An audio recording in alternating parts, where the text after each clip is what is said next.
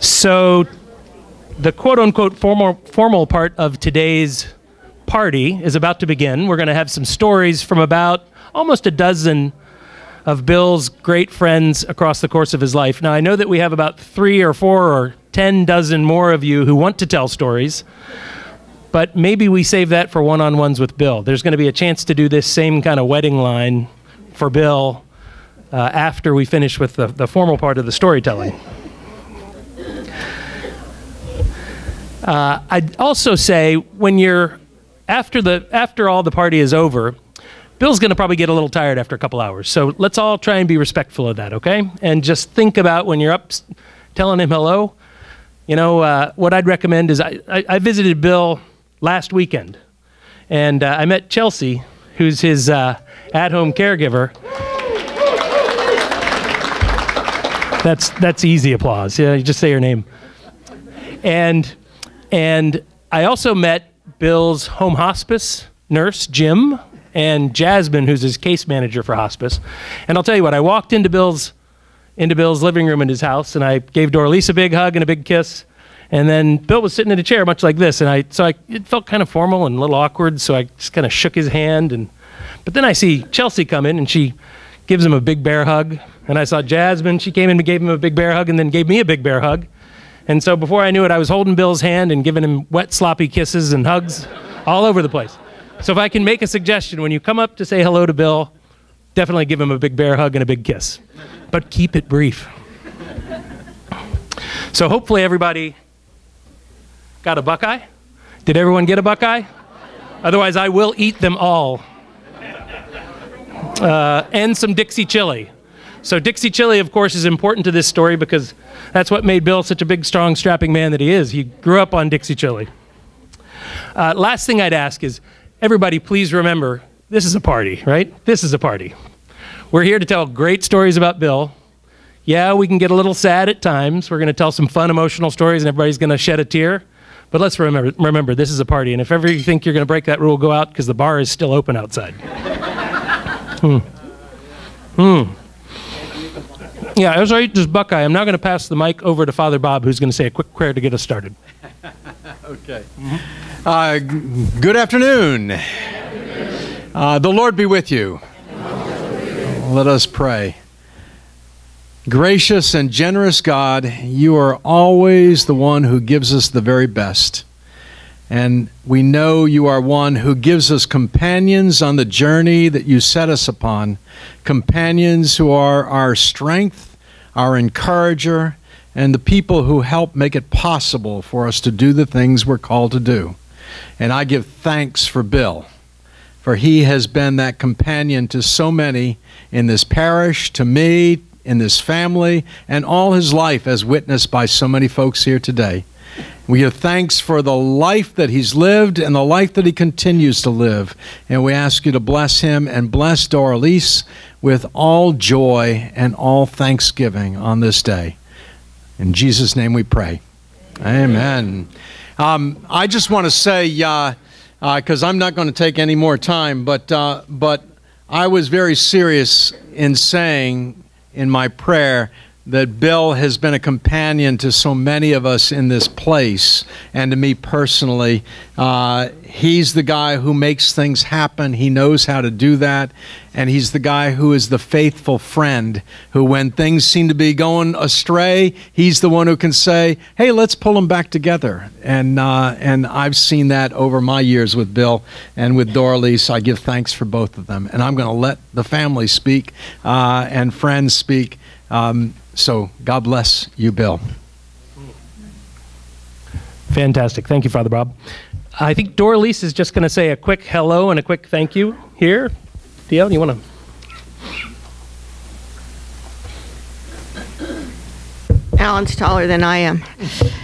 Alan is actually our other son from a different mother.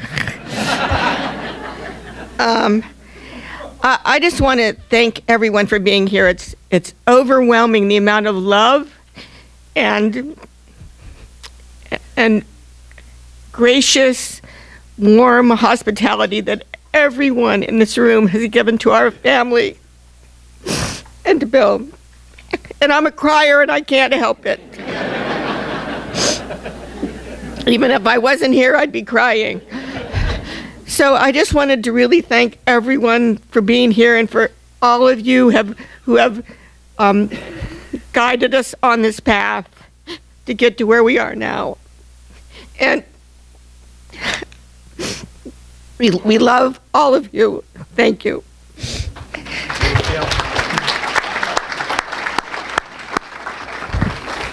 Thank you, Doralice. Thank you.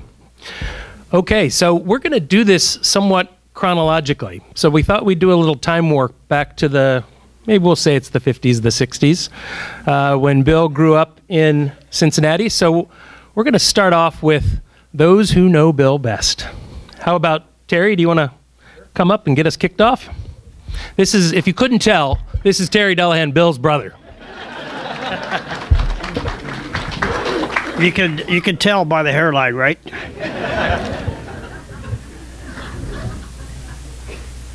As Alan said, I'm Terry Dullaghan, Bill's younger brother, and I am just amazed by the showing of love here right now. Bill, you really know how to reel them in, buddy. Sitting right next to me is Larry Dullaghan, our oldest brother. And I also would like to introduce Bill's other siblings. If you would, please stand. Phyllis Sampson, Mary Lee Sizemore. Wait a minute, we're not done yet. Judy Kors. And Tim Dullaghan.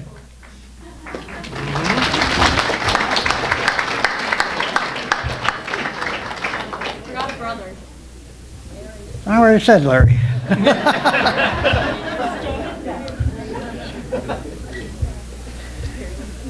On behalf of Bill's siblings, thank you for attending this celebration to honor our brother. Our parents taught us good work ethics along with love and respect for each other. We all still carry that love and respect, and we help each other today whenever we can.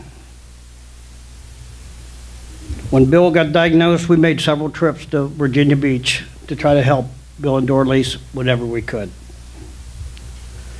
Needless to say, growing up with 7 kids in a household, it was full of twists and turns. Bill, I'll keep this clean. Although our parents, William A. and Mildred, were proud of us all, they were especially proud of Bill as he was their first child to pursue a college degree. Bill graduated from Newport Catholic High School and entered into the seminary. Yeah, Bill was studying to be a Roman Catholic priest. And eventually, Bill, that didn't work out for Bill. I'll tell you why in a minute. But Bill moved on to Xavier University in Cincinnati, Ohio. While on summer break from the seminary, however, Bill met Jean Yates, and they married in 1966. And being priests don't marry, Bill was out of the seminary. Jean and Bill had 2 wonderful boys, Mike and Matt, which I'm sure many of you all know who are with us today. While in college, Bill applied for officers training school in the United States Navy. Although Bill took a job with Armco Steel, Middletown, Ohio, he did that while he was awaiting his orders for the Navy, where he spent his first 21-year career achieving the rank of commander. Our dad and our brother Tim were also Navy veterans. Tim served 4 years while Bill has served as well. Again, our dad was very proud of at least 2 of his sons who followed him in the Navy.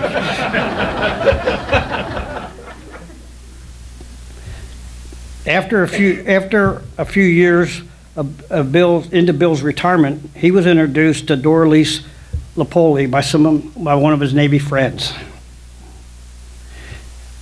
They married in Williamsburg, Virginia in November 26, 1989. Our entire family traveled to Williamsburg for their wonderful Thanksgiving weekend wedding. I also understand their best man, Bob Miles, is here in the audience as well.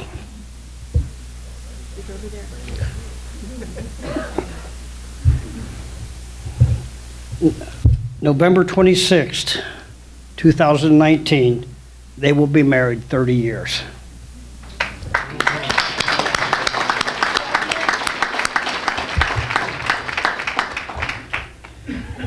As it turns out, Bill wore many hats in life. So as it turned out, Bill wore many hats in life. We all knew Bill was going to be a leader. He built a strong foundation along achieving many milestones. Bill started out, Bill was a paper boy, sharing the route with his brother Larry.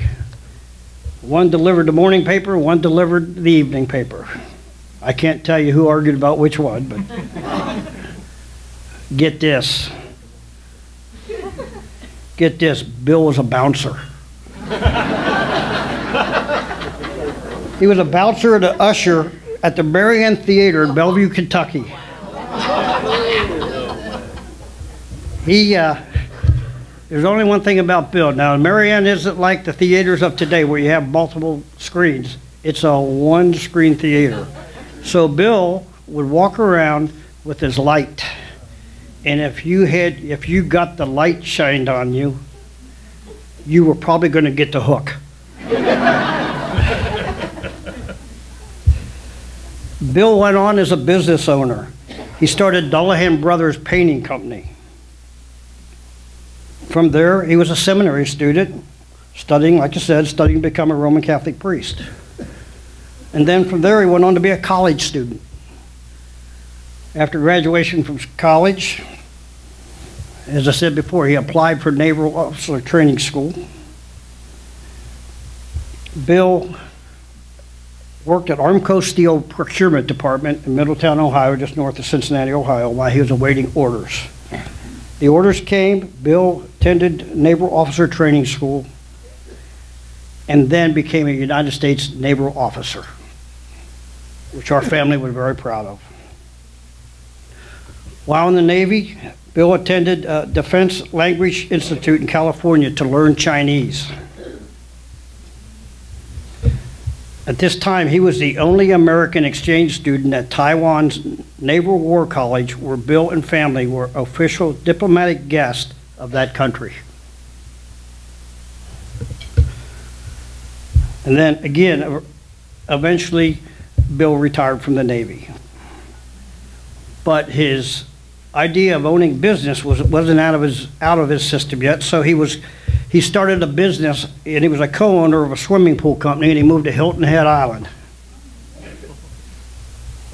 And after putting in several pools in that area, Bill decided that maybe it wasn't a good idea, as the partnership did not work out so well. As Bill moved on from Hilton Head, he eventually joined First Nationwide Bank in Northern California. After working in that industry for a while, eventually Bill joined Shearson Lehman in Southern California. As Bill was going through this career, he still had lifelong friends back east. Bill was offered a position by a good friend of his, Rod Duckworth, to join the Duckworth Group at UBS Financial.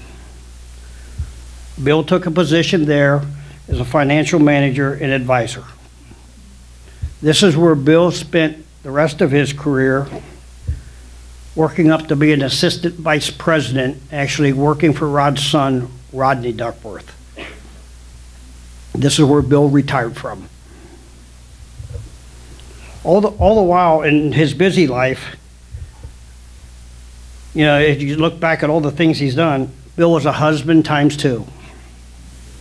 having been blessed with meeting two wonderful women to share his life with. After Jean passed away, he met Doralice a few years later. Bill is a father to Mike and Matt. Bill's a grandfather of 5 granddaughters and 1 grandson. And he's a father-in-law to Lisa and Ann. For me, Bill was my first employer. He started Dullaghan Brother Painting Company along with my brother Tim. Larry, and I think you were in there, mixed in there too. My job was to, Bill gave me a job. Yeah, I was too young to really probably be on the payroll, but my job was to clean brushes. He taught me a process of how to clean the paint buckets by using paint thinner. He said, put some in the bucket, light them on fire.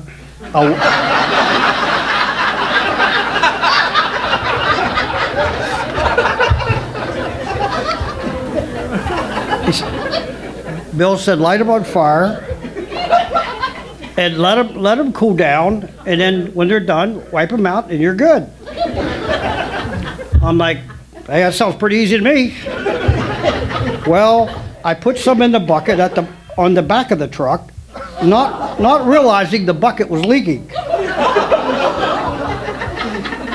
So when I moved it away from the truck and lit the fire, it chased right back to the truck and almost blew his whole truck up.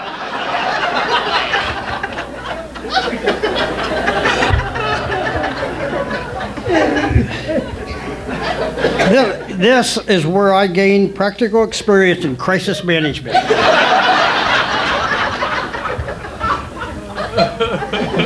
Bill was pretty cool about it, though. I did not get fired.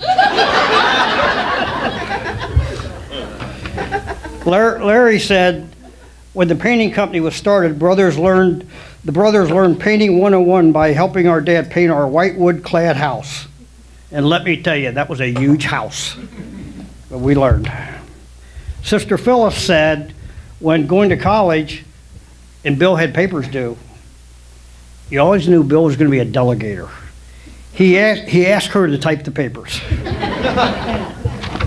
Mind you, this was a manual typewriter, well before electric typewriters and computers. Our sister Mary Lee said Bill coined the word Cookie Monster well before it was a household word. Whenever she made cookies in our family home, he would come along and eat the entire batch. Really, Bill? Sister Judy told him once her and Mary Lee made cookie dough for a batch that they were going to make. They got interrupted by a call to go swimming, so that sounded better than making cookies, so they put the dough in the refrigerator with wax paper over it. When they proceeded to get back to cookie making, they could tell Bill was in the house. Someone ate the cookie dough and put the paper back over the bowl as if they wouldn't notice. It just shows that the Cookie Monster will attack in any form. Every 4th of July, our nephew, Scott Sizemore, hosts an annual 4th of July party along with his family, and then they host a family reunion in Independence, Kentucky. And it's a party. Bill and Doralice, along with Mike and Matt and their families, make sure they visit every year. I'm told there might be some pictures of Scott's famous water slide with Bill going down it. I only have 17 more pages, so we're good. Bill and Doralice, thanks for hosting me many times as I've traveled the world on business, and it was always great to get caught up and visit with you guys whenever I was in one of the cities you lived. In our visits to Doralice and Bill for the past few years in Virginia Beach, one thing was a given. Don't be on a diet because you ate well with Doralice's fine cooking, and we always left with a tin of Bill's chocolate chip cookies for the long drive home. And it was generally empty by the time we got home. In closing, Bill, you are a special brother to all of us. We will carry those warm memories and love you shared forever. Based on the crowd here, you are a great friend to many. Bill, I want you to know, God is standing at the altar with his arms wide open, getting ready to accept you into heaven for your next leadership role. God bless you, and we love you.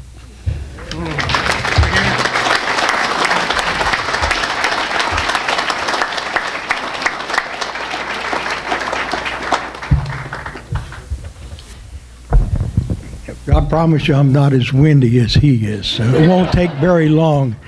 But I do want to say a few things that, like when he talked about the work ethics that our parents taught us, I said back then it was forced labor. Nowadays it would be child abuse. So you got to keep that in mind.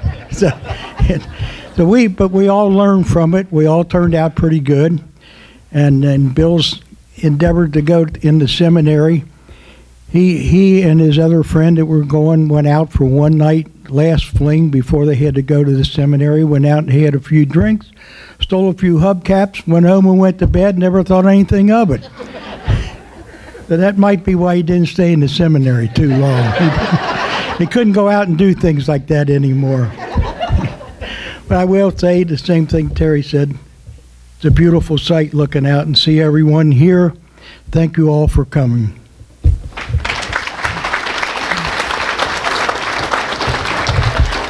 Thank you, Terry. Thank you, Larry. Fun memories. Good to hear those. Good to hear those stories.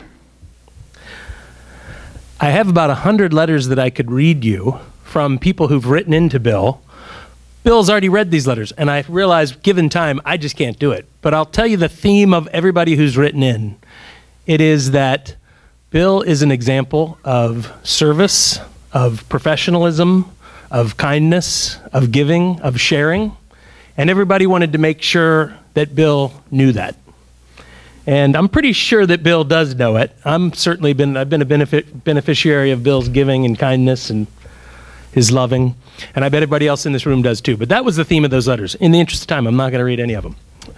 I'm going to call up who you heard about, Bob Miles, best man at Bill's wedding to Doralise.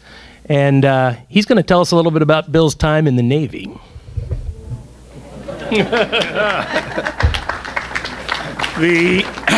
The secret supplement will follow later.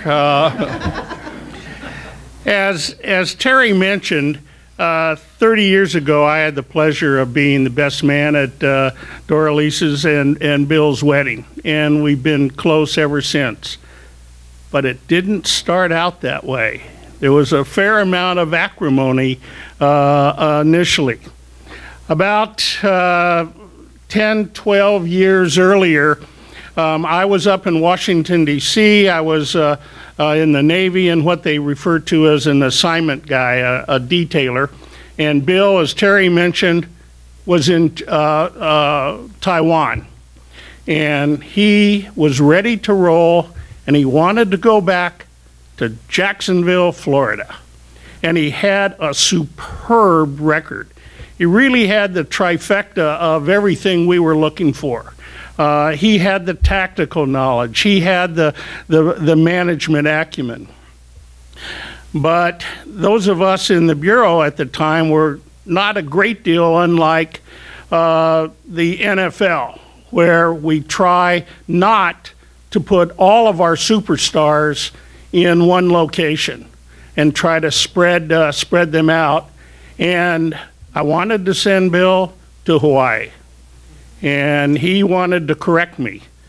And we had a number of phone calls back and forth, and then the big guns came in.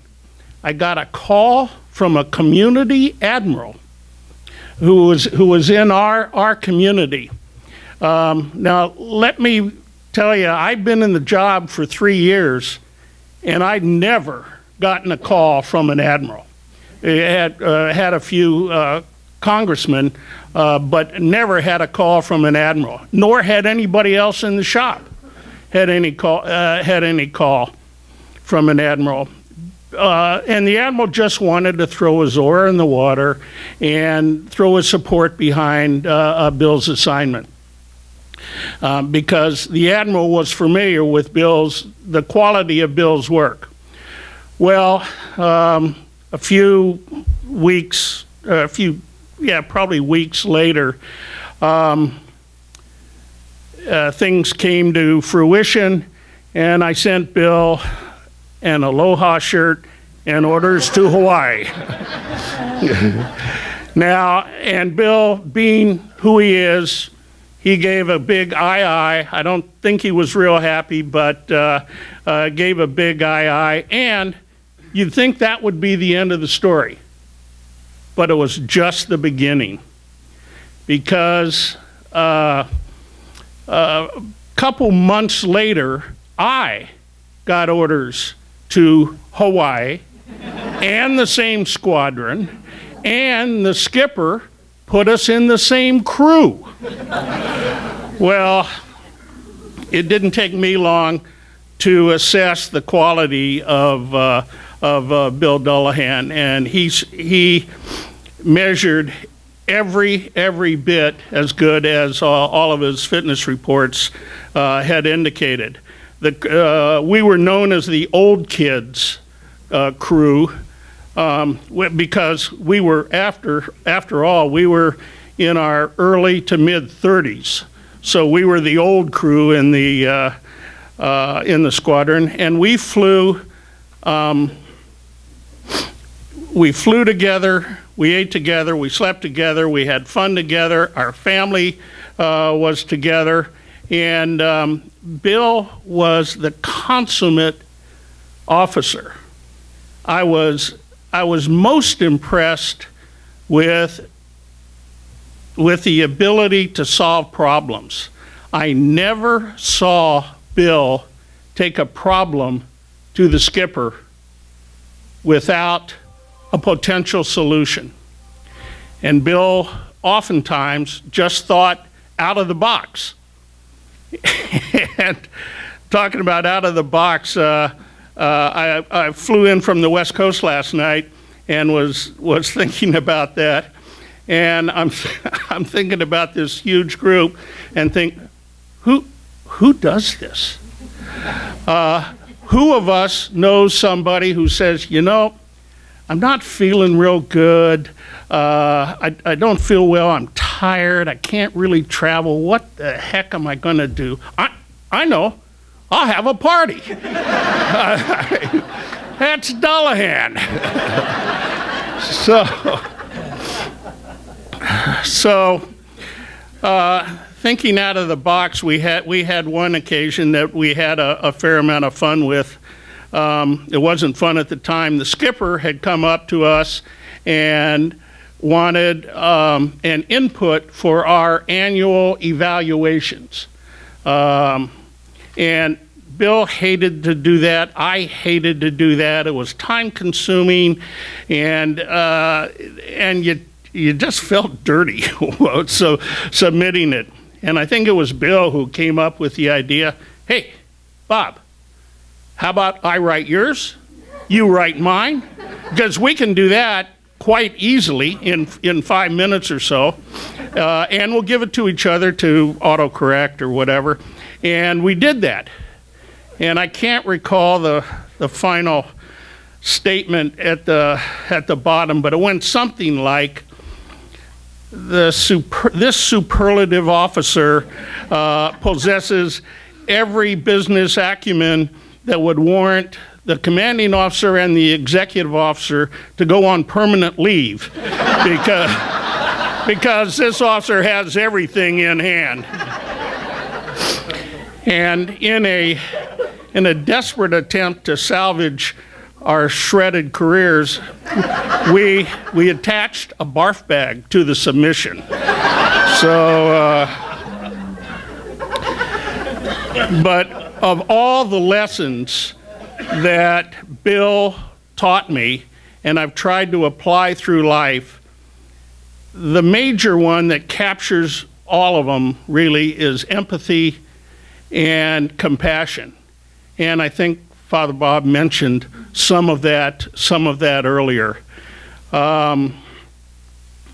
It doesn't really, well, it does apply. What resonates in my mind mostly is one example when we're overseas, and we were fairly senior at the time, and we could get access to transportation, which was hard to get. And Bill would not, if Bill were driving, would not pass a shipmate walking down the sidewalk without stopping and asking him if he needed a ride. It just was not in his DNA. Now, in full disclosure, there was a chorus of people, the 23 people in the back seat, who were saying, "Bill, don't do this. We can't take it anymore." But that was Bill. And so for me, the optic that brings that all the empathy back to me is when I look at Cirque du Soleil or Barnum and Bailey or a fraternity with 23 guys trying to climb out of a Mini Cooper. And I tend to think that was inspired by Bill Dullaghan.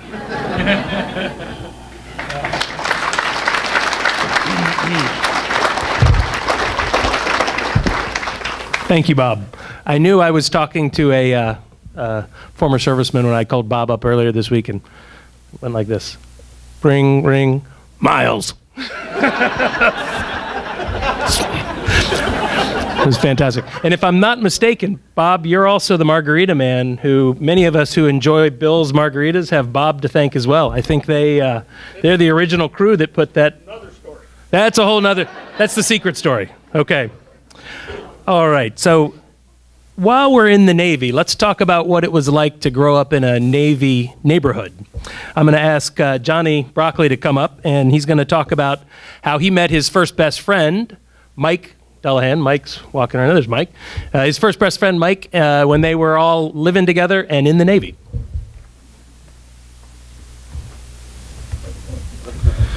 Good afternoon. My name's John Broccoli, or as I'm known by folks who have known me as long as the Dullaghans, as Alan said, I'm Johnny.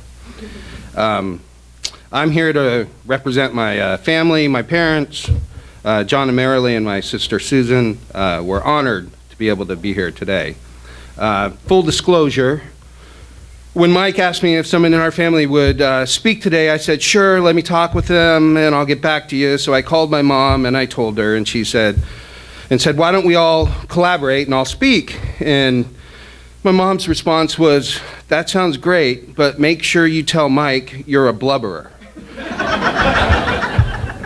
Thanks, Mom. For the record, I did. I told Mike. And then I started thinking, blubber doesn't even sound like a real word.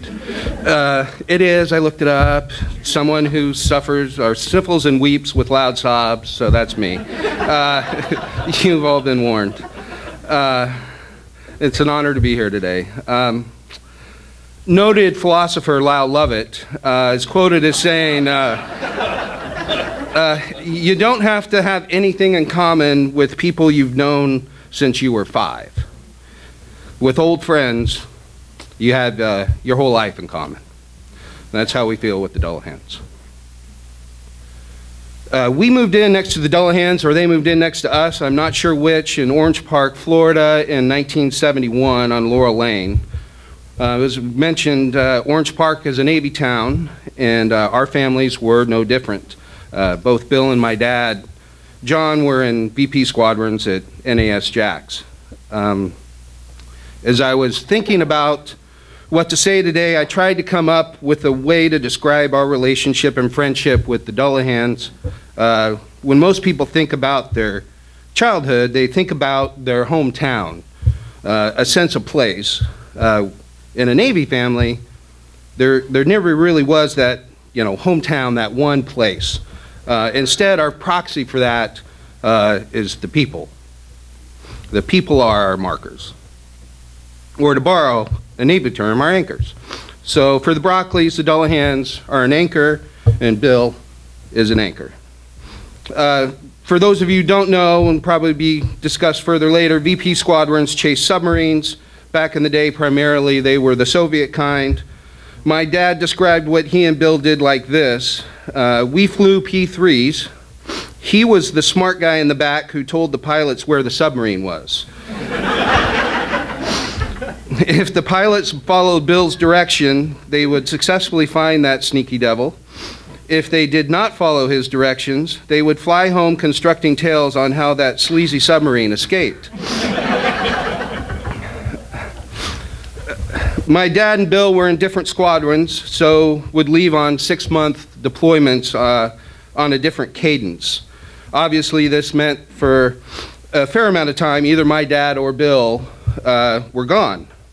So effectively, when our dad was gone as young children, Mr. Dullaghan was our father figure. As our family shared stories in preparation for today, one story was on everyone's list. Susan, my sister, and I, for some reason, had a couple of pet rats as kids. Who knows why? The rats were named Valentine and Robin Hood. Somehow, Valentine and Robin Hood turned into Escape from Alcatraz. Full-on jailbreak. My dad was on deployment. My mother was apparently less than thrilled to have rats loose in the house. I'm sure she was responsible for the rats being there somehow, but I don't know why. So who'd she call? She called Mr. Dullaghan. And the question was why? So there's a couple different versions of this. According to my mother, Bill had dealt with rats in science class and he had gloves. He caught the rats. According to my father, Bill used his navigational and tactical skills and his lab rat experience to track down the errant rats. And according to Susan, who was a child at the time, I woke up to my mom and Mr. Dullaghan running around my room laughing, chasing the rats. And for the record, I don't have much of a memory of this. And Matt, I don't know about you, but I'm just, figure it's a small victory that we weren't pinned for the escape of the rats. So, after 6 years as neighbors, which is eons in a Navy family, we left Florida in the Dullaghans, but they soon followed us to California. They were in Monterey and we were in San Jose. We saw each other frequently during that year. Memories of trips between San Jose and Monterey in the Dullaghan van, listening to 8-track tapes of John Denver are treasured memories. From there, our paths separated. They moved to Taiwan. My mom was able to visit them there.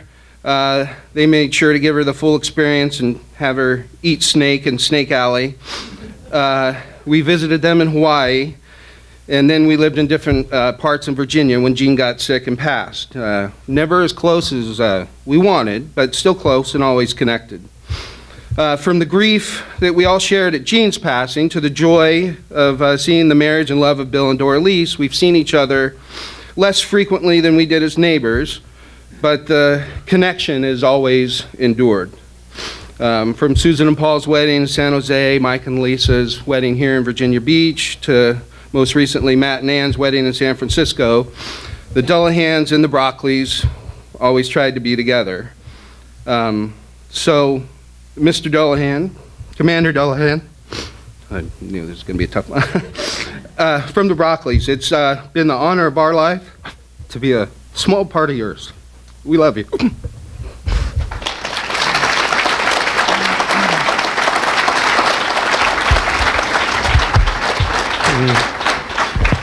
Thank you, Johnny. We're going to continue on here. And by the way, Johnny did mention his mom and his dad and his sister. They're here. They're right here. Then they traveled all the way from Florida. Thank you very much. Oregon, Florida. Oregon. Wow. So we got some Oregon, we got some Washington, we have some California. I mean, so you think 250 people is impressive. Think about where you all came from. It's quite a testimony, Bill. Okay, we're going to stay in the Navy for a little bit, but this is our transition from the Navy back to the civilian world. Kevin Lover and his wife Lolly are going to come up and tell some good stories about that transition time.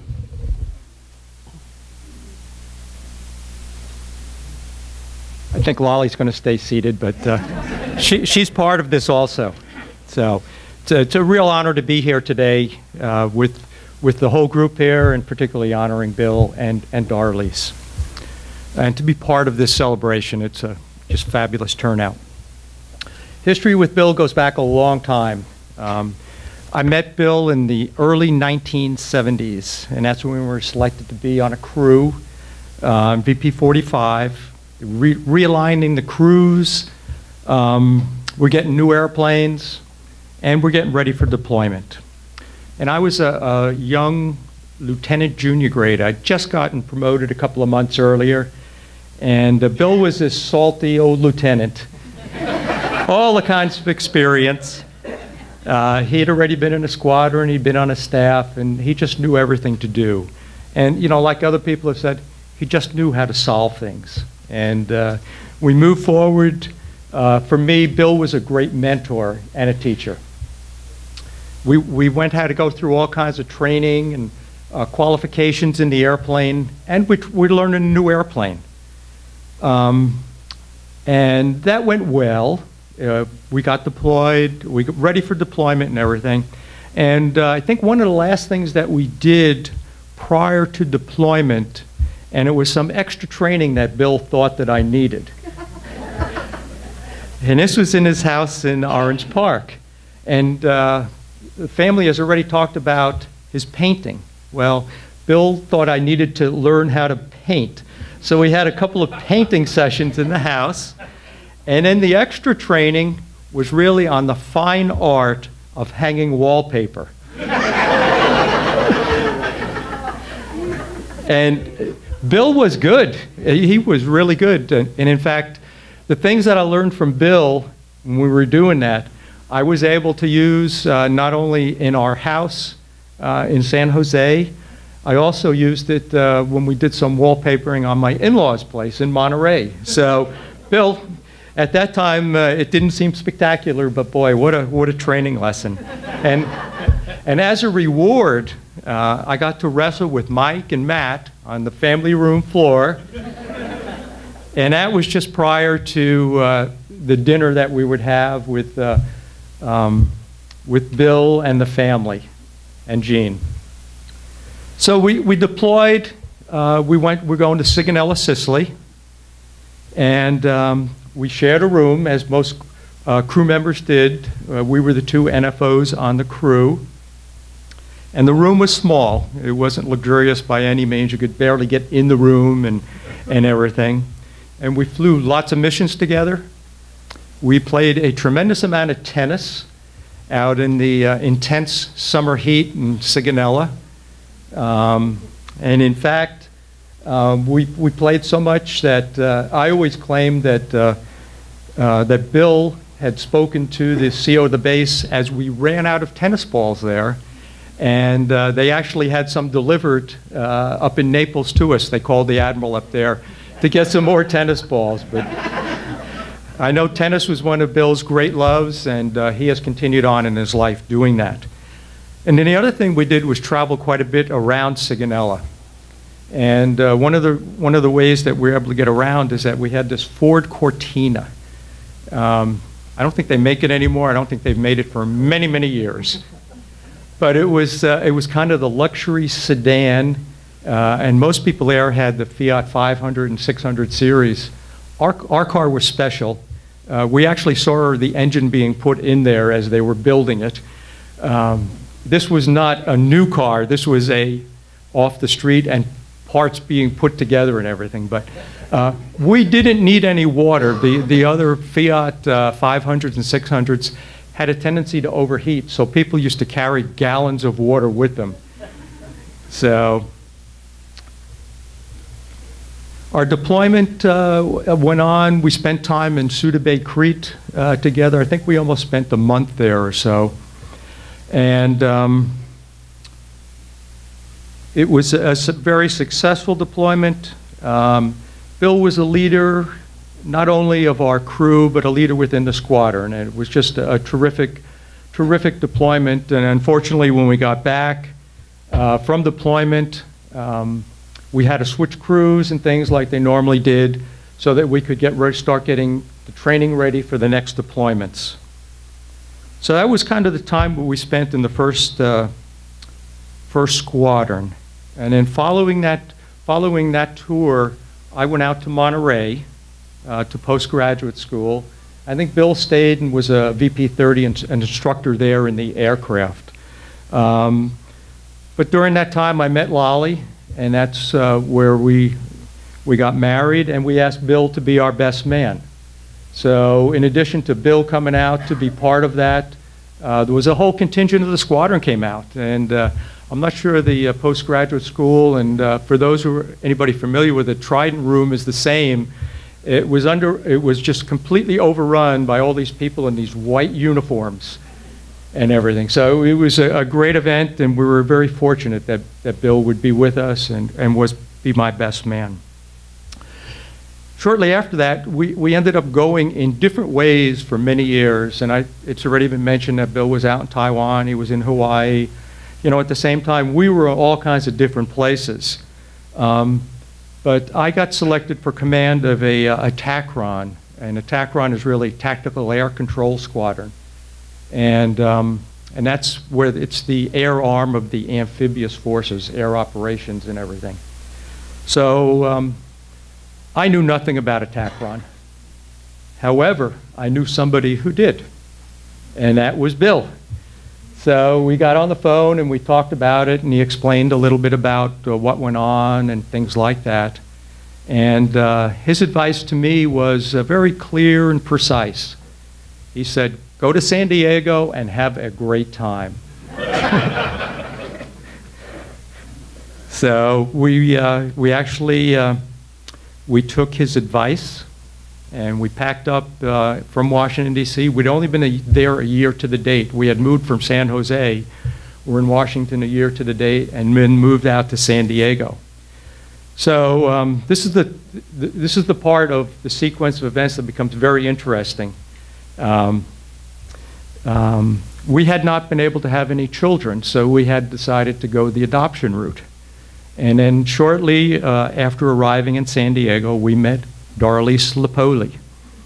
And that was through my family, and it was a connection with I guess the national chapter of the March of Dimes. I'm not sure of the exact title, but it's pretty close. And Darlise was the executive director of the March of Dimes in San Diego. And my family thought that if we could work with Darlise, maybe she could help us and get a child. So, Not the mission of the March of Dimes. No, exactly. Exactly. So we actually became great friends with Darlise. We went over to several of her dinners. I remember we went out to see the Blue Angels and different things like that. And obviously, the March of Dimes connection didn't work. However, we were able to adopt a child, a baby, an infant, brought her home from the hospital at 2 days old, and that was through the Catholic Charities. And it was also about the time that I was getting ready to take over and the change of command. So we asked Bill to be the baby's godfather. So in typical fashion, with a Navy family, we try to jam everything into one weekend. So we did the change of command was on a Friday, and then the christening for the baby was on a Sunday. And Bill and Darlise were included in all of our functions. In fact, at the change of command, and Darlise reminded me about this yesterday, I did sit the both of them together. And Darlise reminded me, and I really didn't know, but she said, you know, you put me on the end of the aisle so that I could only talk to Bill.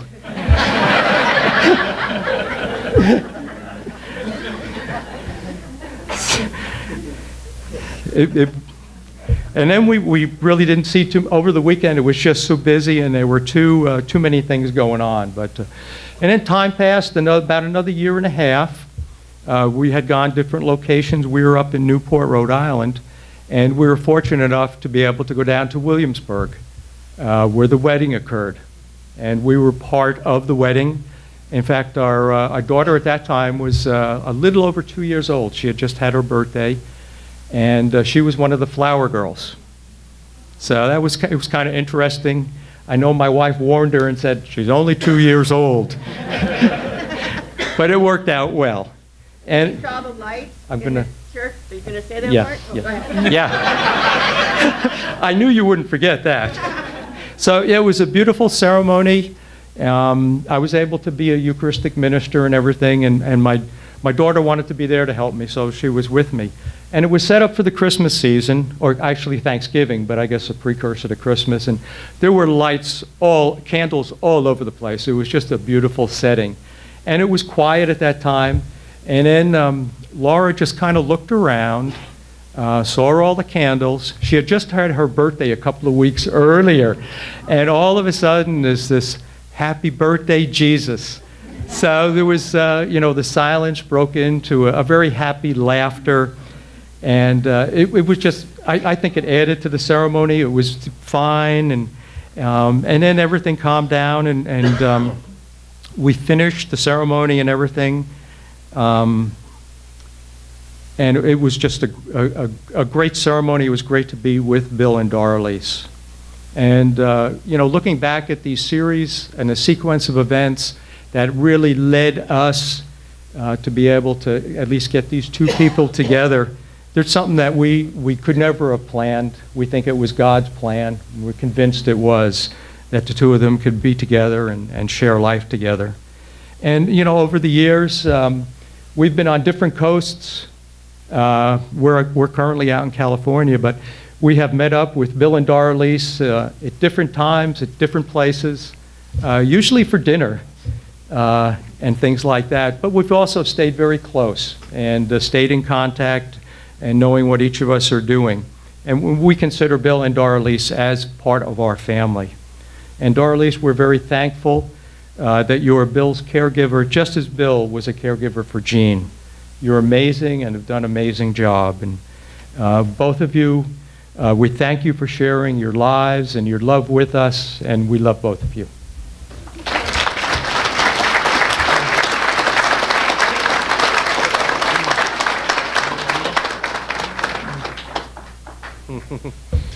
Big sloppy kisses. We love to see it. Big sloppy kisses. Remember. Thanks, Kevin. Thanks, Lolly. Everybody want to do like this? Stretch a little bit, a little tight. Four more stories. I'm going to ask Glenn Tarrin to come up. We've now officially transitioned into civilian life. And Glenn, who now lives down in Florida, is going to talk to us about how Bill ended up in California.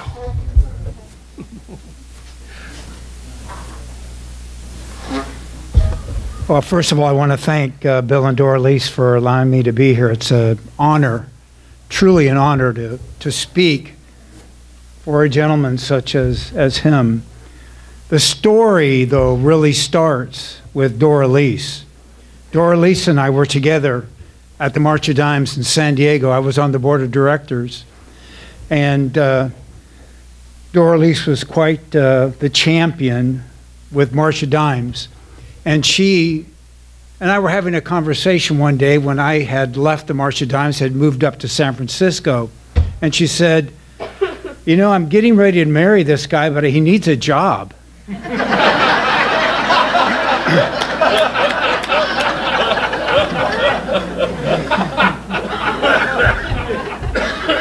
So I said, well, does he have any experience? No.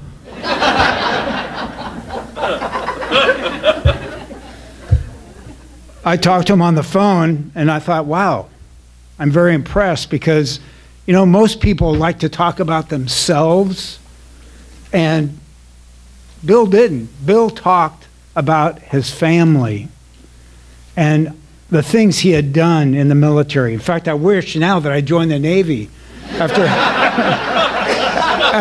hearing all these stories. Are there any Marines in the room? Semper Fi, brother. At least there's one.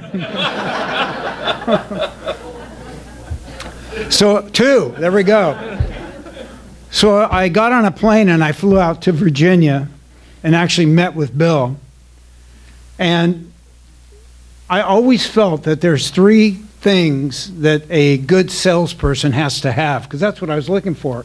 A salesperson, on the East Coast, particularly on the central part of the East Coast. And I thought, you know, they've got to be trustworthy. You've got to get to know them. They've got to let you get to know them. And you've got to like them, because if you don't like somebody, you can't really work with them. Obviously, Bill had all of those qualities. He just lacked the experience to know about banking and the mortgage industry. But I knew we could teach him that. It's not very hard, you know, to learn how to give people money, right? So I hired Bill, and within a short time he proved himself and actually moved him to California to be a regional manager, actually in Southern California. But he lived in Oakland. I think it was Oakland. It was Oakland, correct. Yeah, he had moved to Oakland. And I think Dorlease was at Sur La Table? Yeah, Sur La Table. Yeah, she was at Sur La Table. I think that was the second store, if I'm not mistaken, that Sur La Table had started. I think they have, what, over 300 now? 250. 250, something, well, whatever, it's close. So one day I'm talking to Bill and I go, you know, there's this guy that's reporting to you, and I don't think he's getting the job done. I go, in fact, I don't think he's actually working. Of course, we're paying him a salary, right? You do expect something in return. I said, you need to get on a plane. Do not tell him you're coming. That's hard for Bill because, you know, he wants to give everybody a chance. I go, no, do not tell him that you're going to show up. So he shows up, he goes down to the territory, and he calls him. And I said, you call me after he shows up. So I go, how is he dressed? He was wearing shorts and flip-flops. I'm not joking. This is true. Bill says, well, what should I do? And I go, fire him. That's a true story. Bill is an amazing person. You know, there's very few people that I stay in touch with. Look at this crowd. Anybody a baseball fan? Few baseball? There are more people here than are at the Tampa Bay Rays games. Come on. Seriously. There's a handful of people that I have known for 30 years and stayed close to. Obviously, Dorlease is one of them, and Bill is another. There's two other friends of mine that we are very close, but that's really about it. So for me, there'd be like 5 people in the audience.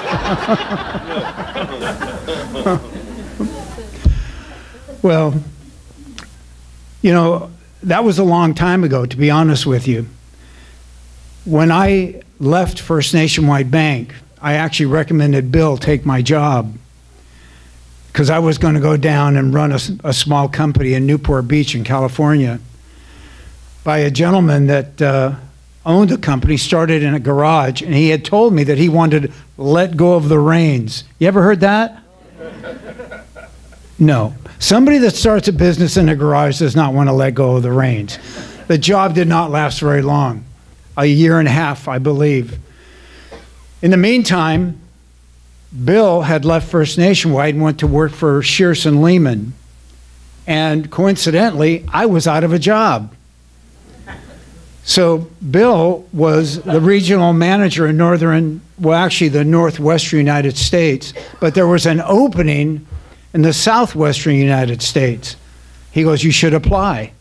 Well, what took me almost 30 years to achieve, Bill had done in 3. Now I'm going to be his peer.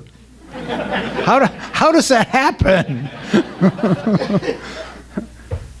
So I go for the interview, and luckily they do hire me. And miraculously, it must have been the luck following me, Lehman Brothers was acquired by GE Capital. And we had this big meeting. There were hundreds of people there. I was a speaker, and I was supposed to tell everybody how great GE Capital was going to merge together with Shearson Lehman, and we were going to be fantastic. 6 months later, they closed us down. What? So that was 1993. That was what? How many years ago was that? 16 years? Does that sound right? Oh, God, no. 26. Jesus. 20, over 25 years ago. That's the last time Bill and I worked together. But he did talk me into giving him money when he became a stockbroker. So you remember that trust, know, and like? I always trusted him. I got to know him really well. And I like him a lot. I like him enough that I gave him, well, I didn't give him, you know, he did control some of the funds I had for my future retirement. So, you know, in closing, I want to say just a very brief summary. Bill is liked by all. He's loved by many. Wherever I go and whatever I do, you will always be in my heart and my mind. My friend Bill.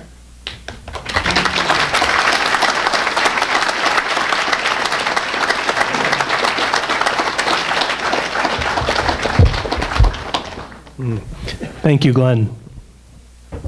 Okay, we all know that Bill is active and loves tennis. Just look at the bottom of his walker. I'm going to ask Pete Poirier to come up and say a few words. Now, Pete and Bill have been playing tennis for a number of years, and you're going to hear some good stories about active Bill. Thank you, Alan. Boy, that guy's good, isn't he? Somehow he managed to serve the really good wine first. Bill, in case you're wondering why I'm here instead of sitting over there with Mary Lee, it's her fault. She said, Pete, would you say a few words about how much Bill loves tennis? And I didn't pause for a minute. I just said, of course. And then I thought, oh, God, I'm going to have to actually say something. How do you talk about that?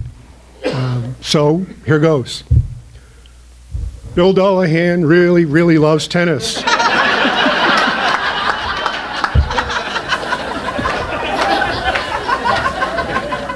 Now, I really don't expect anyone to accept a bold assertion like that without some offer of proof. I have proof. Okay, I got to take you back, I don't know, maybe 8 or 9 years. That's when I first met Bill, and it was right up the road here at Little Creek, tennis courts. There's a group of mostly retired Navy officers who got together every Saturday morning and played, you know, a little bit of tennis for about 2.5 hours. And there was a guy named Terry Zakowski who was sitting back there earlier with his wife, who ran the thing for many, many years. And somehow or other, I got invited to go there. I don't know why. Reasons are still unexplained. Are there any Army guys here? 1, 2, 3. So we're pretty much outnumbered when you get up to Little Creek, right? But I get there on base, and I get out on the court, and this guy walks up and greets me with this marvelous toothy grin and this incredible shock of white hair. And he's got this warm, friendly greeting. And unknown to me, he's that way with everybody in the whole world, you know. So I think, wow, this is great. You know, I'm going to stay here. But I made the assertion. I offered proof. So let me see if I can get down to that. You know, if a person wants to explain love, they got a task that's almost impossible. But I'm going to try. See, when Bill and I met, I was just a novice player, and he was already a USTA 3.5 level player. What? 3.5, I'm telling you. Now, for the uninitiated, what that means is that a national organization has recognized that you're an accomplished player, that you've got some real skills, okay? And I'm a novice. So took me a long time to get comfortable enough with my own game to meet this guy head on in a singles match. And I looked at him and I thought to myself, you know, he's better at tennis than I am, but I'm fitter and faster. That was just my first mistake. I should have known that Navy pilots are born natural athletes, right? Now, anybody who's ever played tennis or even watched it on TV knows that tennis is, once you learn how to get the ball over the net and back down in the court, it's all about running and problem solving, okay?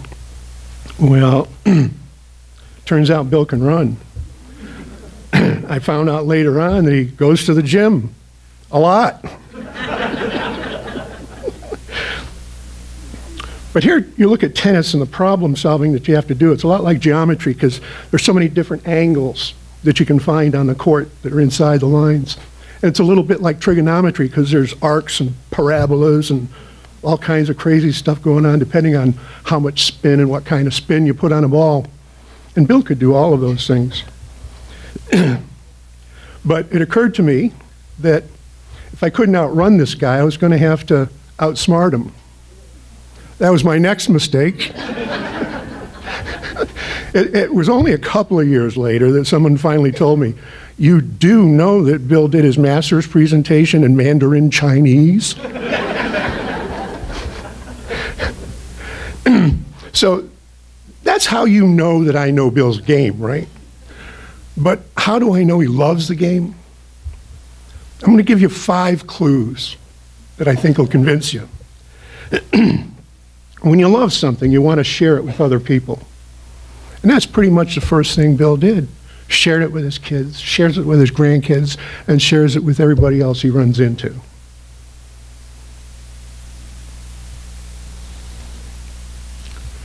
Another sure sign of love is commitment, because commitment, as we all know, is an essential part of love. And Bill committed to taking over that Saturday morning group and doing all the administrative work, all the scheduling, and everything that goes along with it, including the personnel problems, because believe me, there were personnel problems, okay? But why would anyone do that much work for no money and no glory? You know, and my answer was, it must be love. If you love tennis, you'll play anytime, anywhere. So Bill and I played at Little Creek. We played clay courts at Cape Henry Racquet Club. We played at night under the terrible lights at Lynn Haven Middle School. We played singles, we played doubles, we played indoors, we played outdoors, we played morning, noon, and night. What more proof do you need? But the biggest proof in my mind is that this man endured serious pain in order to play. Many people are unaware that when a person has chemotherapy, one of the difficult and early side effects is peripheral neuropathy. And it causes pain that's commensurate with the dose and the frequency and the duration of your therapy. And Bill's was so serious, lost his fingerprints. They were erased. And I kidded him. I said, Bill, you and I need to go into bank robbery. And I guess you know why. He'd never leave any prints behind. He said he doesn't have any. He doesn't have any. But Bill persevered, okay? He played on. He played through the pain and the debilitating weakness. So when I say Bill loves tennis, Bill really, really loves tennis. No wonder I admire the guy. Bill, I'm going to be in your debt for a long time because you showed me the real value of the game of tennis. And I really appreciate that. I love you, man.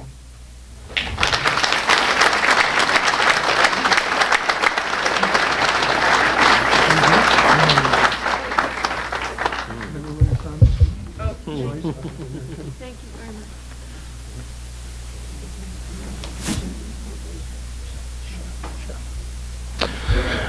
Okay. I look to youth. Matt and his brother Ryan, Matt Piston and his brother Ryan Piston are going to come up and talk about something we all know about Bill, service. So not only did he have a hell of a serve on the tennis court and serve a great organization in tennis, in his retirement, Bill was very active in this church that you're in right now. And Matt and his brother Ryan are going to come up and just say a few words about how Bill helped them.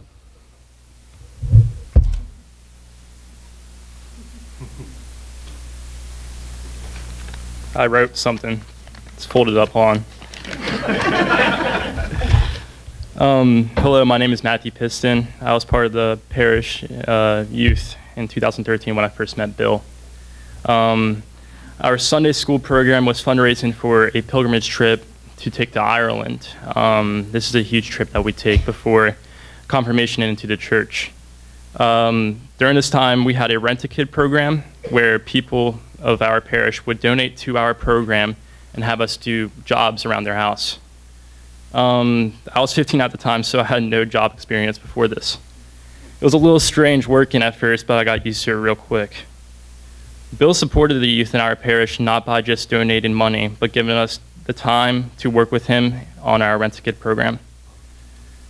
Along with my brother and Blair Hood, who is also another member of the youth of the church, he taught us many things about yard work and how to use certain tools. Bill would always tell us many stories about his kids and his life experiences, including the Navy. He would always wonder how we were doing in school and asked us about our career path choices. I remember a time when Bill, Blair, and I walked into a backyard to cut a huge growth of weeds. They were almost about my height and about an inch thick. Blair and I looked at each other and we were like, man, this guy must be nuts. Like, but then he told Blair and I that we could do it, so we did. Hours later, we came out of the backyard covered in dirt and weeds from the chest down. And Bill laughed at it, and he had a good time. Overall, the times I've had with you, Bill, are unforgettable, and I thank you for that. Thank you for all you have done in my life and the youth of this church. We will never forget that, and we love you. Oh, and also, thank you for your family's famous peanut butter and chocolate Buckeyes. They might always be my favorite.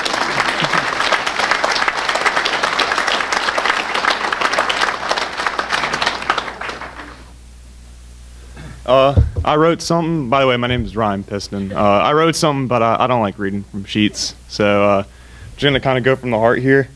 I was kind of the second guy to come in and start doing all the dirty work at the Hewitt yard, and you know, it was a really good time. I wanted to thank Mr. Dullaghan first off, though, for contributing to our trip to Ireland. It was a really big experience for me and for everyone else that was involved in it. I remember the first time I showed up to the yard, and I pulled the lawnmower out of the shed, and I said, okay, where's the gas? Where do I put the gas in? And he hands me a power cord. And he said, we'll have to find somewhere to plug it in, but don't worry, I think it's long enough to get throughout the whole yard. So, you know, I find myself going in the house, plug it in there, and then go to the front yard, and it's not long enough. So I plug it in outside, and then we find out that the outside power outlet doesn't even work anymore. So we just called it, and then next time I went over there, it worked. And he said, oh, by the way, I'm going to go play some tennis, so I'm going to leave. And I think you'll be good, though. You've been doing this for a while now. So I plug it in to the power outlet and see a big spark come out of the outlet. And next thing I know, I'm calling Mr. Dullaghan. He's on his way back. And so that was a good time. But no, all jokes aside, I learned a lot going over there, doing all the yard work, you know. I learned how not to cut my fingers off with a chainsaw. And it was a really good time to learn how to grow as a person, to just watch how Mr. Dullaghan handled himself in everyday life. He was a man of great character, and he really helped everyone around him at all times. So I appreciate Mr. Dullaghan. Thank you.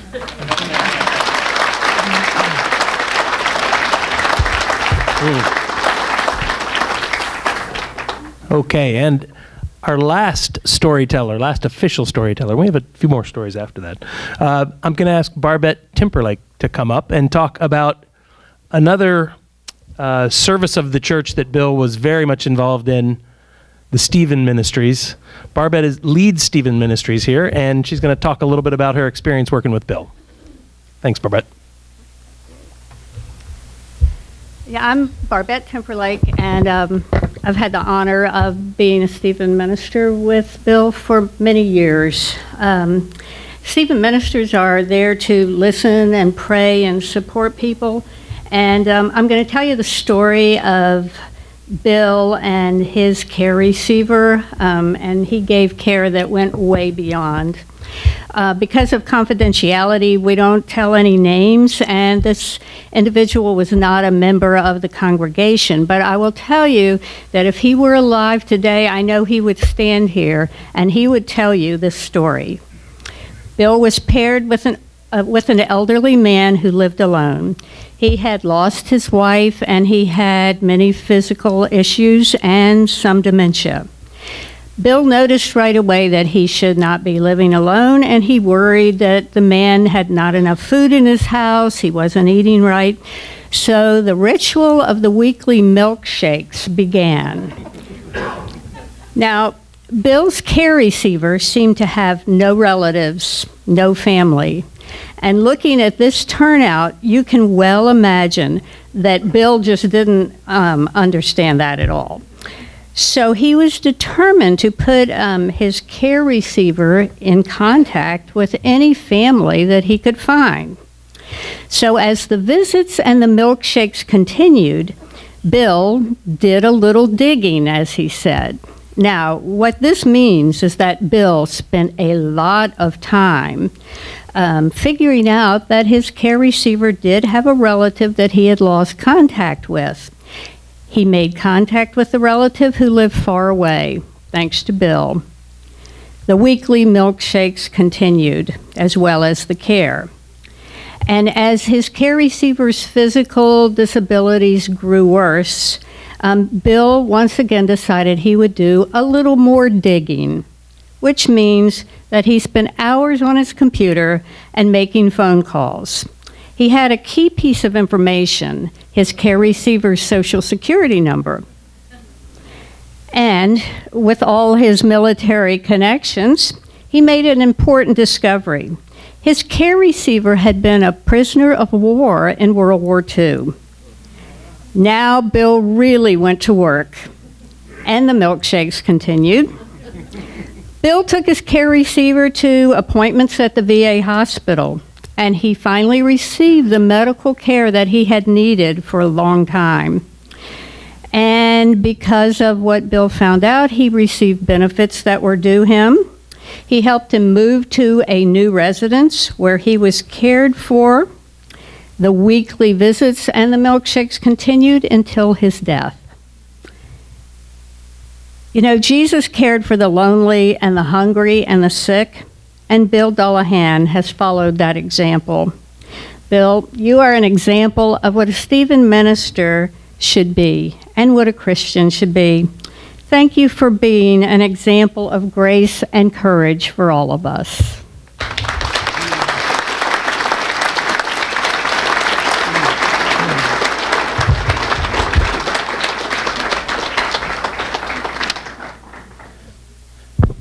Thank you, Barbette.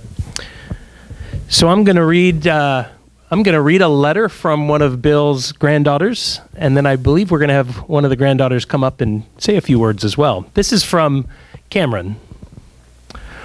I just want you to know, Bill, Grandpa Bill, that I really love you. I have so many great memories with you. One of my favorite memories is when I would cook with you. I truly believe that you and Nona are the reason that I love to cook now. I loved it when we would make waffles together. A few of us remember those waffles. Famous Mickey Mouse waffles. We'd love to make waffles together, and when we'd make steak, or really anything. I also remember when you would take us to go and play tennis with you. I always loved playing with you. Tennis was something that you loved so much, and you shared it with us. Another reason that I love you is when we went to Disney World. Might be in some of these pictures here. We always had so much fun. I mean, how could you not have fun at Disney World? But I think my favorite part was when we would come back to the timeshare and just talk. Another fun time is just really simple stuff, like when you would take us to a park or to a pool, especially when we went to the Navy base water park. I remember when you told me to go on the water slide, but I was scared. You told me that I should just try it, and even if I did not like it, I could at least say that I'd tried it. I went on it, and I absolutely loved it, and went on it a bunch more times. That is another thing that I love about you. You always push me to do things that I'm scared to do. Like at the 4th of July party when you told me to go on the big blow-up water slide, and I had a really fun time. I just want you to know that I really love you, and I really love you a lot.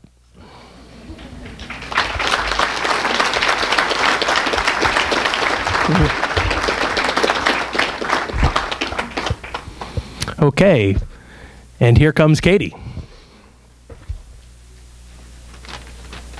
Hey y'all, my name is Katie Dullaghan. Please bear with my voice because I've had a cold all week. I wrote a letter to my grandpa and I'd love to read it to y'all.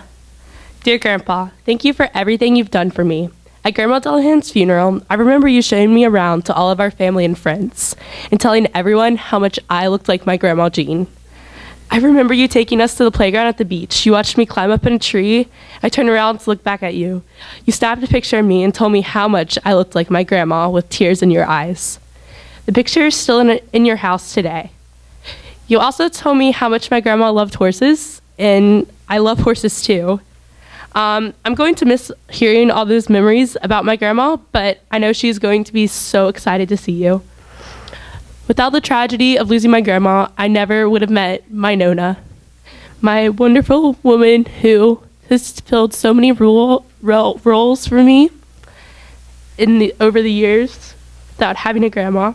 A few years ago, we got to stay with you and Nona for a week. We went to the Navy base water park, like my sister mentioned earlier. The water slides were really fun. You even went down some of them.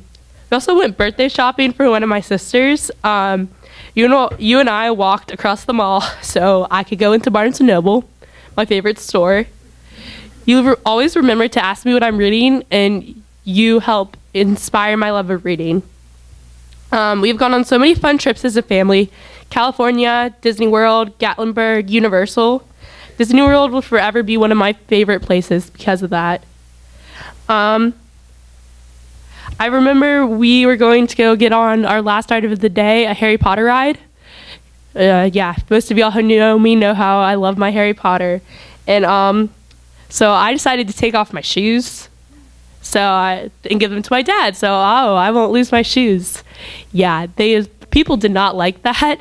So me, my grandpa, and my grandma all go sit down on the ride, and then the guy goes, "Where are your shoes?" And I go, "My dad has them." And he's like, "I need you to go back and get them."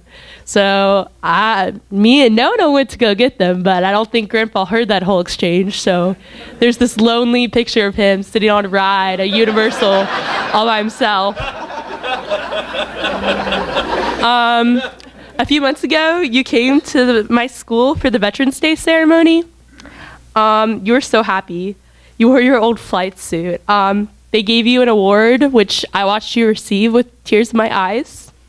You got to meet some of my friends who I will forever be grateful that they met you, even just the small impact they made on you. Seeing you happy that day made my whole day. There's about 1 million more memories I could share, but I don't have enough time. So I just want to say I love you always and forever.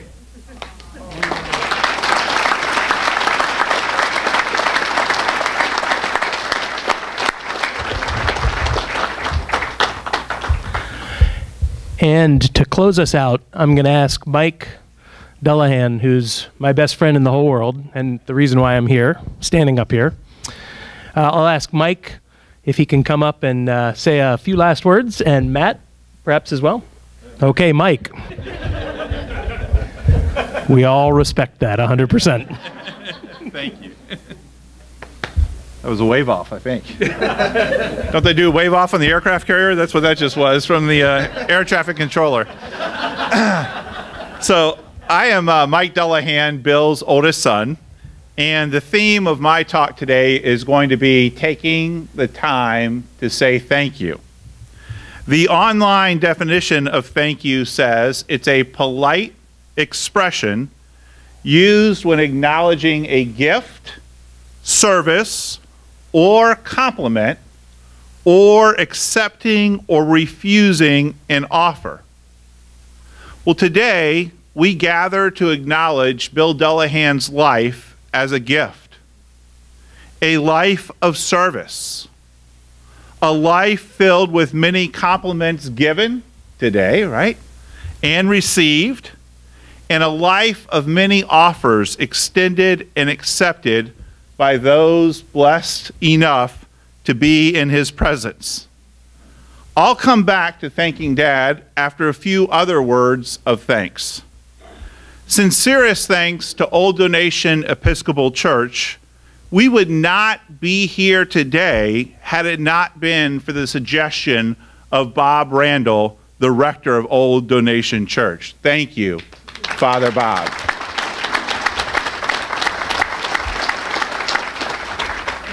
You know, Doralise commented specifically on the excitement in Dad's eyes and in his voice when you made the suggestion to have what we affectionately are calling, some affectionately call, a living wake. What a terrific idea this is. I've had many of you tell me this today. May you share your experience today with others in similar situations that they too may be able to enjoy a party like this one. Thank you, Father Bob, again. Great idea. In terms of the logistics of today's event, we didn't let Gretchen sneak away, did we? Is Gretchen in the room? There she is. Okay. Well, in terms of the logistics of today's event, Father Bob truly has an angel on his staff here at Old Donation. Her name is Gretchen Hood. Thank you, Gretchen. She is definitely blessed with the spiritual gifts of administration and hospitality. Gretchen Hood has been our go-to resource for every single question. No matter what the question, her answer is always the same. We will make it happen. We love Bill and Doralise. Same answer every single time. I'm convinced if I told Gretchen, hey, look, we need the sanctuary and the parish hall in reverse locations, she would have made it happen. I think Gretchen's nickname should be the famous Caribbean phrase, no worries, Mon. Your can-do spirit of Christian love has been a tremendous source of encouragement to Dad, to Doralise, and to our entire family and the rather small group of friends gathered here today. Thank you, Gretchen, for all you've done. Thank you. So speaking of this crowd, whether you traveled from across the street, across the city, or across the country, thank you. Thank you for being here to share with us. We're honored to be in your presence, and we're humbled by your gesture of love, respect, and devotion to Dad and to our family. To Dad's team, the team at UBS, thank you. You've been Dad's second family for a long time, and the love that you've surrounded Dad with is a testimony to the professionalism of the folks at UBS. Rodney Duckworth, who we affectionately know as Rod Duckworth Jr., his incredible act of generosity towards our friends and family is appreciated beyond what words can express. We're left speechless by the kindness of our friends at UBS, and we say thank you. Now, how about some thoughts for the man of the hour? Dad, thank you for being a devoted father and modeling for me the qualities of being a good husband and a good father. Lisa and the girls benefit every day from the lessons I learned from you. Despite what had to be exhaustion after those long trips with Bob Miles and the gang, you were always with Matt and me at the ball field or at the swimming pool. But you were never, ever in the stands. You were always coaching or you were serving as an official. Your dedication was noticed and appreciated. Of all the gifts that you gave Matt and me, one of the most enduring is our work ethic. I think you tried to give a little to Terry, but I'm not sure how that worked out there, Uncle Terry. Keep working on it, buddy. All right. But the work ethic that we learned from you, Dad, benefits our families to this day.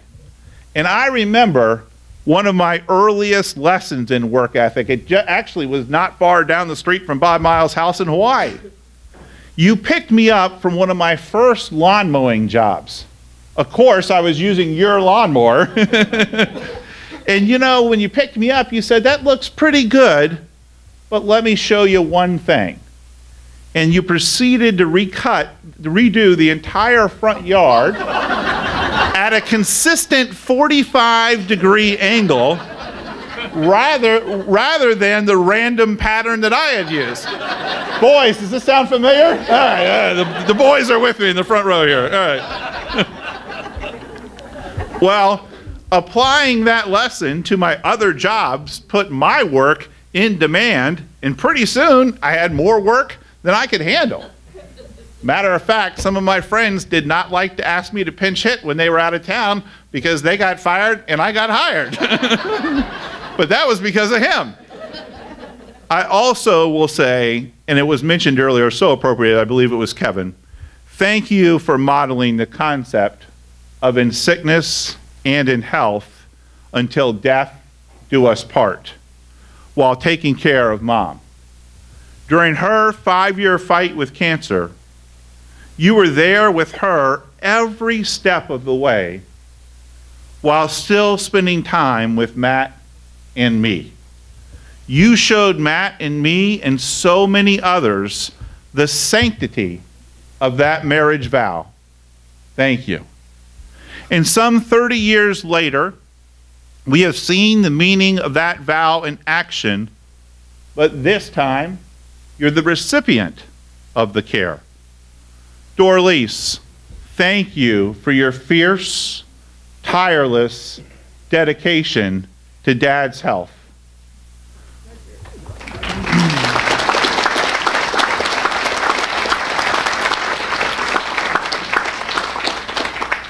While still in the midst of taking care of your mom and winding down your 20-year-plus Sur La Table career, you threw yourself full force into Dad's effort to fight cancer.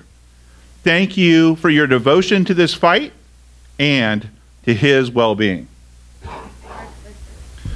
So speaking of caretaking and receiving, we've learned just recently from Babette talking to us that here at Old Donation, Dad found a special calling in the Stephen Ministry program.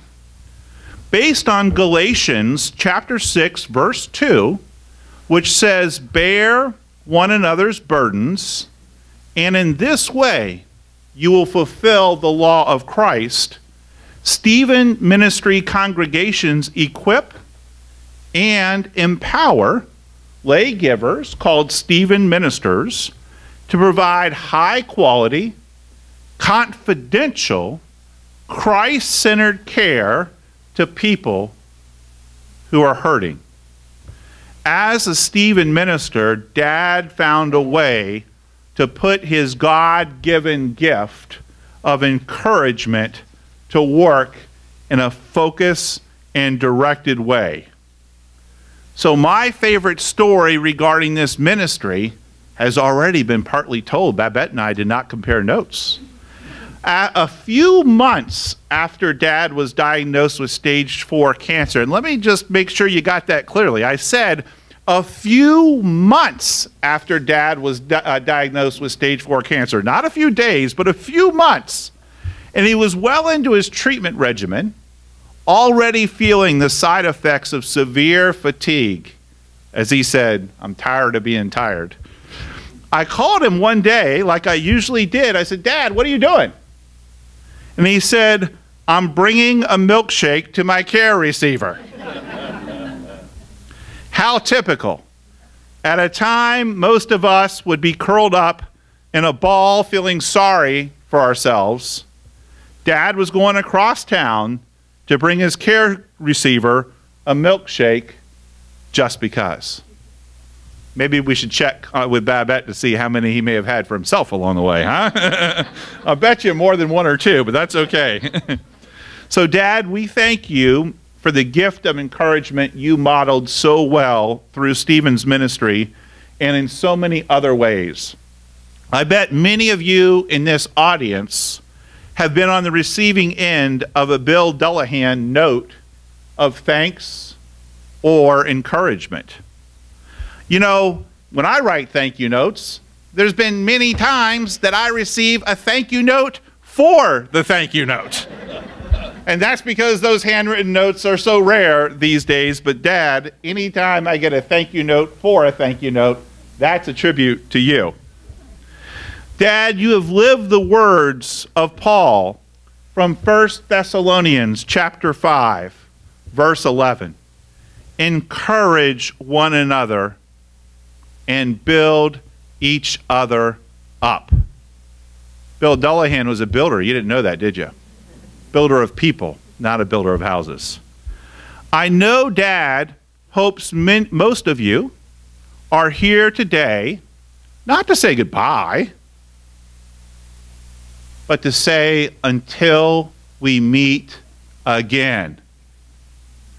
As Dad prepares to be reunited in heaven with our Grandma and Grandpa Dullaghan, with Grandma and Grandpa Yates, and Grandma and Grandpa Lapoli, as well as with our mom Jean, Dad wants each of you to be there one day also.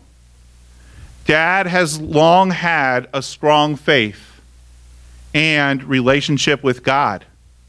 That faith grew leaps and bounds here at this church where we celebrate today.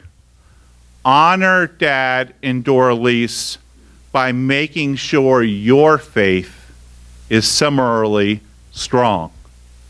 If it is not, that's okay. But reach out to someone you know with a strong faith and ask them to help you grow in your faith. I close with Paul's words to Timothy from chapter 4, verses 7 and 8. I have fought the good fight. I have finished the race. I have kept the faith.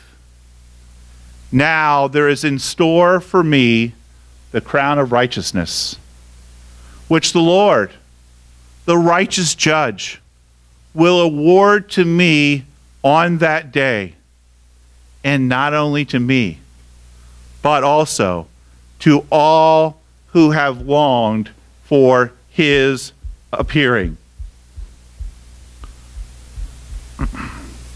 Well done, Bill Dullaghan. Indeed, you have fought the good fight, and you have showed us how to do the same. Thank you. You are finishing your race strong while keeping the faith. We gathered here are so excited that you are well on your way to receiving your crown of righteousness. And we thank you for the life of Christian witness you have lived. We love you, Bill Dullaghan. Thank you.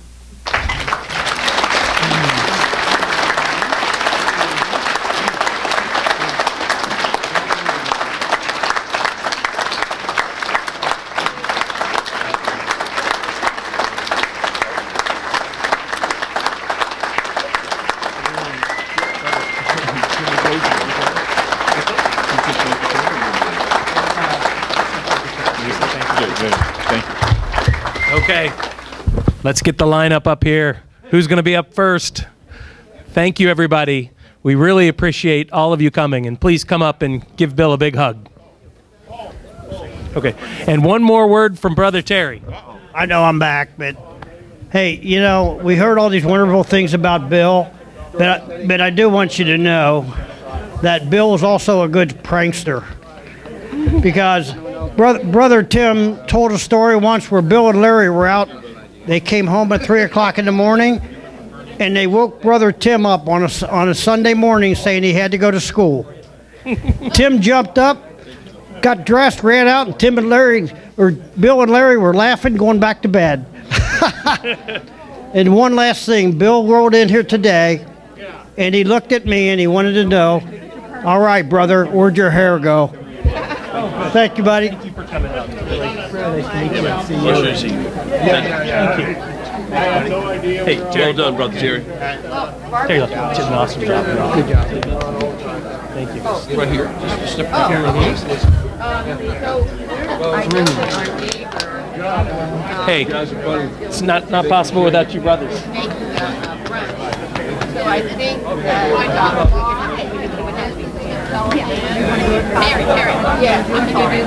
Good show, Alan. Good show. Thank you. That was so nice of you to come all the way out. My pleasure. And